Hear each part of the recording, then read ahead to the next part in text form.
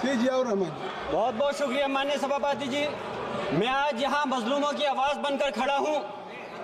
उन करोड़ों भारतीय मुसलमान और अल्पसंख्यकों की जद्दोजहद और हक की बात करना चाहता हूँ जो इस देश का अटूट हिस्सा हैं। मेरे अल्फाज बंटवारे के नहीं बल्कि इत्तेहाद के हैं।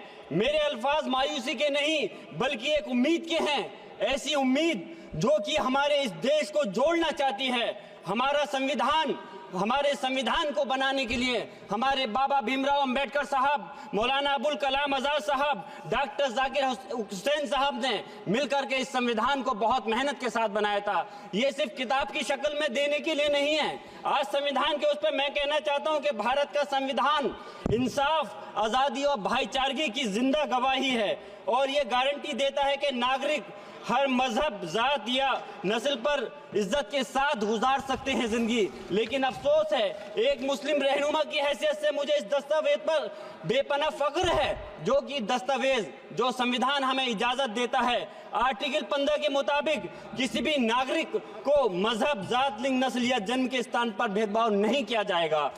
आर्टिकल 19 में बोलने के अभिव्यक्ति की आज़ादी का हक दिया गया है जो कि हमारे अधिकारी को हक की आवाज़ को छीनने का आप काम कर रहे हैं। आर्टिकल 25 अपने मजहब को मानने और उस पर अमल करने की आज़ादी देता है। आर्टिकल 29 के तहत अल्पसंख्यकों के हकों की हिफाजत करने के लिए प्रावधान किए गए हैं।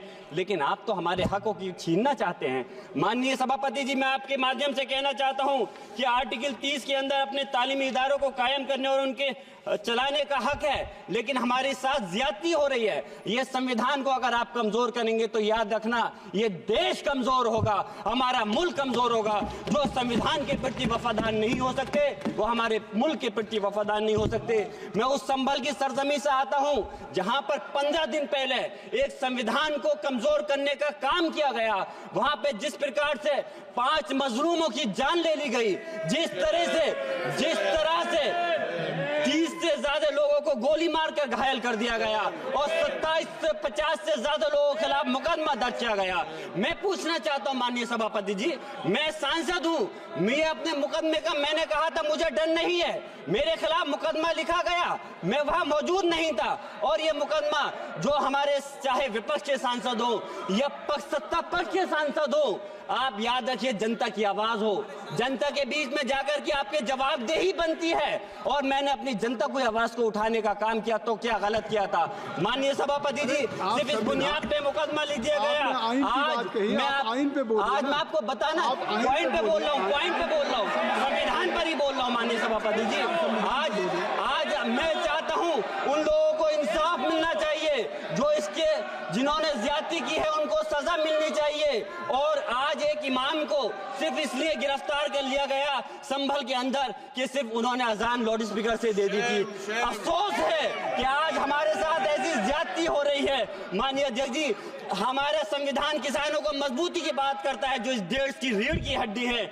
130 किसान जो 10 दिन से ज्यादा समय से जेल में बंद हैं, आप किसानों को हक नहीं दे पा रहे तो किसको हक देने का काम करोगे? मैं अफसोस करता हूँ आज पूरे प्रदेश और मुल्क के अंदर जिस तरह से हमारे लोगों की हिफाजत नहीं की जा रही।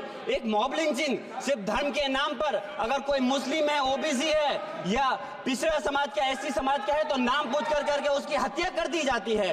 बुलडोजर चलाए जा रहे हैं। हेट स्पीच, अगर कोई हम कुछ बोलते हैं तो हेट स्पीच करके मुकदमा दर्ज कर देते हैं। और जो हमारे धार्मिक आका हमारे सल्लल्लाहु अलैहि वसल्लम की शान में गुस्ताखी करता है उनके खिलाफ कोई कार्रवाई नहीं। मेरे पास समय कम है इसलिए तेजी के साथ में मुझे बोलना पड़ रहा है। माननीय सभापति महोदय जी, ये सवाल बंटवारे का नहीं बल्कि हम वतनों के लिए जिनका जमीर मर गया है उनके जमीर को जिंदा करने के लिए है। हम चाहते हैं इस देश की आजादी, हमारी देश की सभापति जी, बस मैं अपनी बात खत्म कर रहा हूं, 1 मिनट।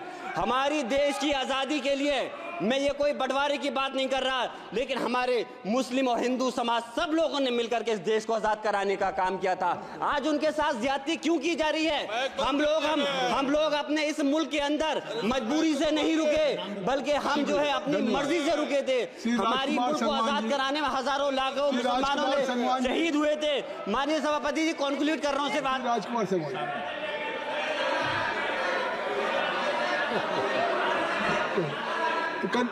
आप कंक्लूड करें ना। आप कंक्लूड कर लो। माइक शुक्रिया माननीय सभापति जी। डिम्पल, माइक मैं आ एक गया। मुस्लिम और अल्पसंख्यक रहनुमा के तौर पर मैं अपनी बिरादरी के लिए खास हक के मुताबिक नहीं करता। मैं सिर्फ ये चाहता हूं कि आईना के बाद संविधान के मुताबिक हर नागरिक के लिए जो वादा किया गया उसे पूरा हो, हुकूमत से कमजोर की हिफाजत को यकीनी बनाए और नफरत फैलाने वालों को सजा दे। और मैं अपनी बात इस शेर के साथ खत्म करना चाहता हूं जो कि हबीब जालिब का शेर है। ऐसे जुल्म सुबह बेनूर को मैं नहीं मानता, मैं नहीं जानता, मैं भी खाइफ नहीं तख्ताए दार से, मैं भी मंसूर हूं कैदो अगयार से, क्यों डराते हो जिंदान की दीवार से, जुल्म की बात को जहल की रात को मैं नहीं मानता, मैं नहीं जानता। श्री राजकुमार संगवान जी।